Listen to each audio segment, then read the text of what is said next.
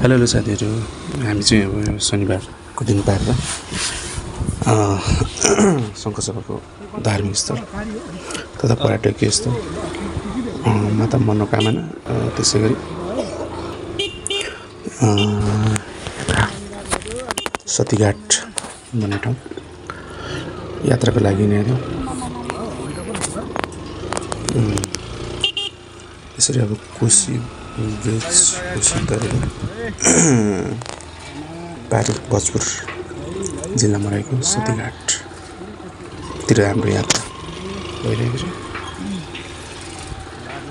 बाटोमा पुलमा धेरै मान्छेहरू अप्ठ्यारो यात्रा गर्दै हामी चाहिँ ट्र्याक्कै मकालु रिसोर्ट्स भन्ने पुग्यौँ। ल मकालु रिसोर्टमा पुगेपछि भित्र छिर्न टिकट लाग्दो रहेछ। कति दाइ हाम्रो टिकटको? अनि हामीले टिकट ल्याउँ दाइसँग र भित्र प्रवेश गऱ्यौँ।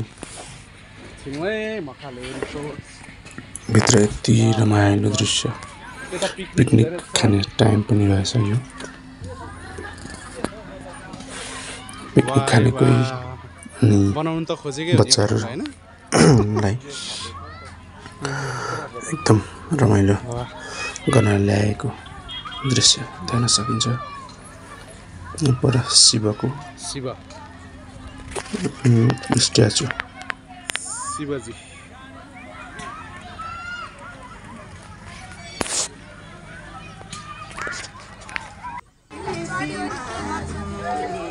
बगरलाई यति राम्रो पार्क बनाएको। यो के भन्छ? ड्रागन फ्रुट पनि रहेछ। ड्रागन फ्रुट पनि यसरी गरी खाएर अत्यन्तै राम्रो।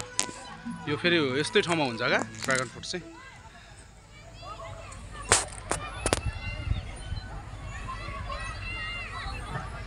सतीघाट रहेछ। साह्रै राम्रो दृश्य।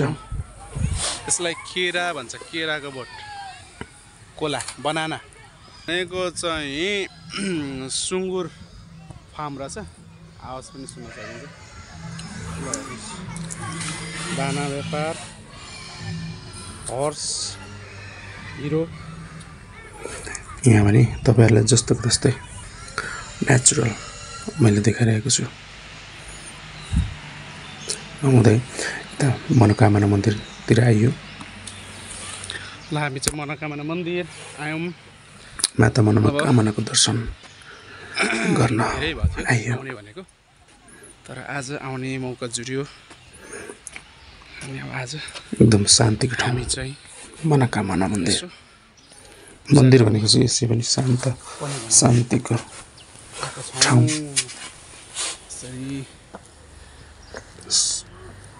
थाली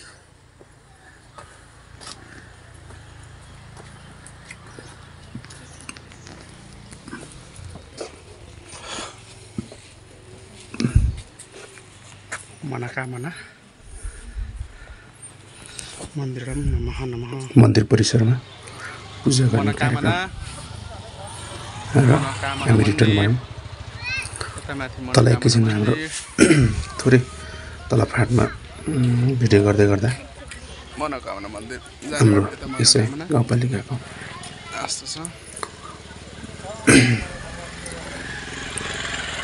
सर नमस्ते। टिचर एकजना सरसँग पनि भेट भयो। भर्खरै कति आउनु सरहरू? उसँग थोरै बातचित गरेर हामी साह्रै राम्रो ठाउँ, एकैछिन भिडियो लिएर अब अत्यन्तै राम्रो ठाउँ। हेमराज गुरुङ वारिपारिको साह्रै राम्रो दृश्य ठाउँ।